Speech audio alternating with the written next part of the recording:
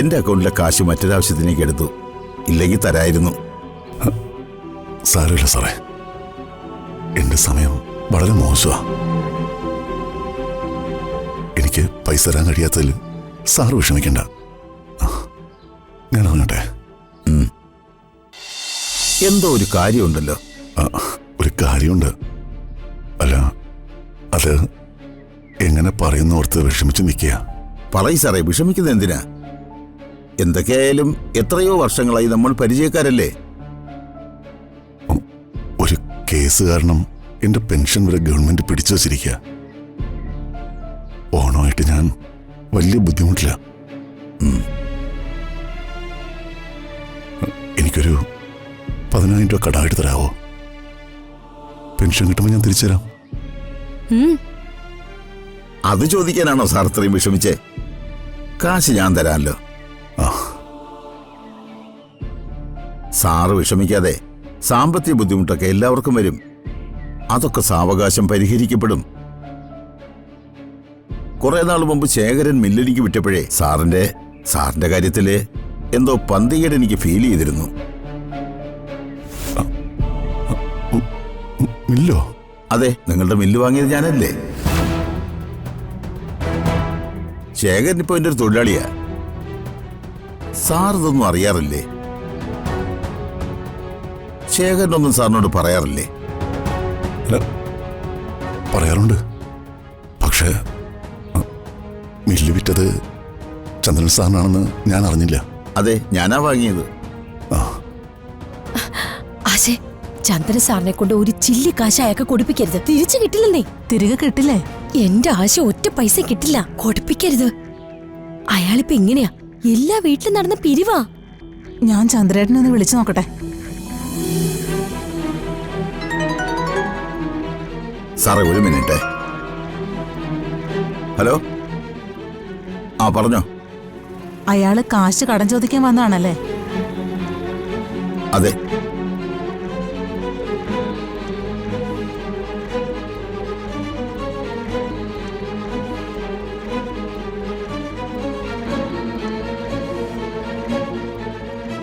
ശരി.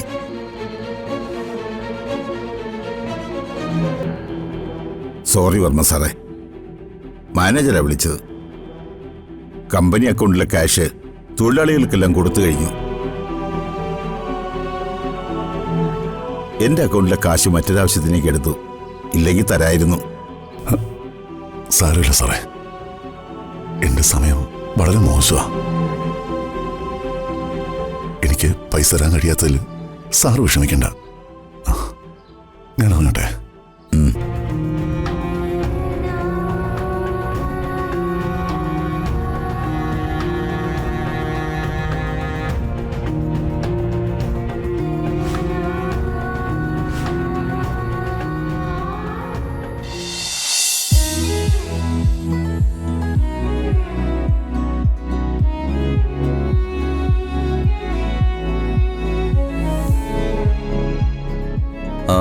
റോഷ്നി, നമ്മുടെ ഇന്നത്തെ പ്രധാന മത്സരങ്ങൾ എന്തൊക്കെയാ? പൂക്കള മത്സരവും മലയാളി മങ്ക മത്സരവും. അപ്പോ മത്സരമൊന്നും കൊഴുക്കും അല്ലേ സ്വാമി? കൊഴുക്കും, പിന്നെ ഭയങ്കരമായിട്ട് കൊഴുക്കും. ഞാൻ പണ്ട് KNK എന്ന് പറയുന്ന കമ്പനിയിൽ ജോലി ചെയ്തിരുന്നപ്പോ വനിതകളുടെ മലയാളി മങ്ക മത്സരത്തിനെതിരായിട്ട് ആണുങ്ങള് മലയാളി മങ്കി എന്ന് പറയുന്ന മത്സരം സംഘടിപ്പിച്ചു.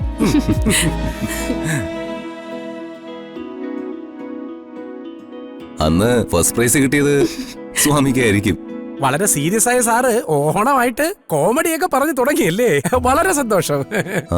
സ്വാമി happy Onam sir. Good morning. Good morning. Good morning sir. Morning sir.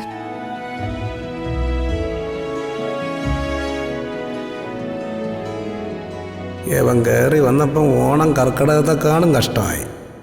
Roshini, പരിപാടികൾ എപ്പോഴാണ് തുടങ്ങുന്നത്? ഉടനെ തുടങ്ങും.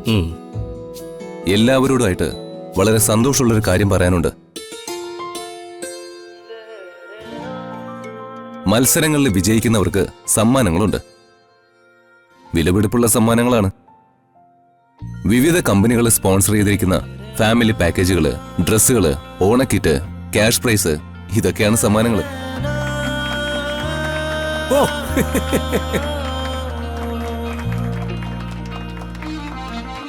അപ്പോ എല്ലാവർക്കും ഓൾ ദി ബെസ്റ്റ്. പിന്നെ മത്സരങ്ങൾ കണ്ടക്ട് ചെയ്യുന്നത് റോഷ്നിയുടെ നേതൃത്വത്തിലായിരിക്കും. റോഷ്നി, ആദ്യ മത്സരം എന്താ? Designing. ആ Attention all contestants. The designing competition is about to begin. Kindly proceed to your assigned seats and be seated.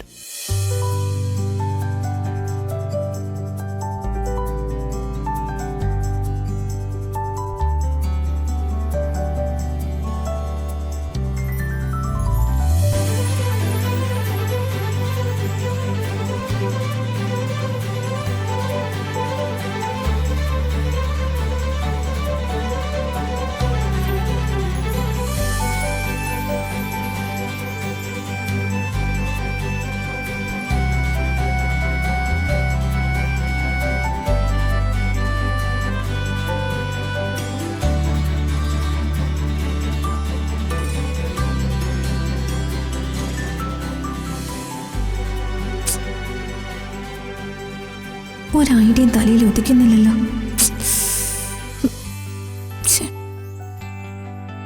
ദൈവമേ, നീ എന്ത് ചെയ്യും?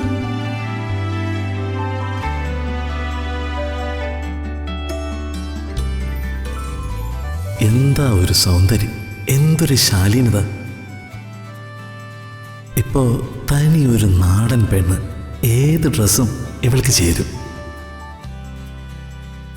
മിക്കവാറും ഇവന്റെ മരണം എന്റെ കൈകൊണ്ടായിരിക്കും. നിൽക്കുന്ന നിൽപ്പുണ്ടല്ലേ. ഹലോ. ആ അതെ അതെ. ആ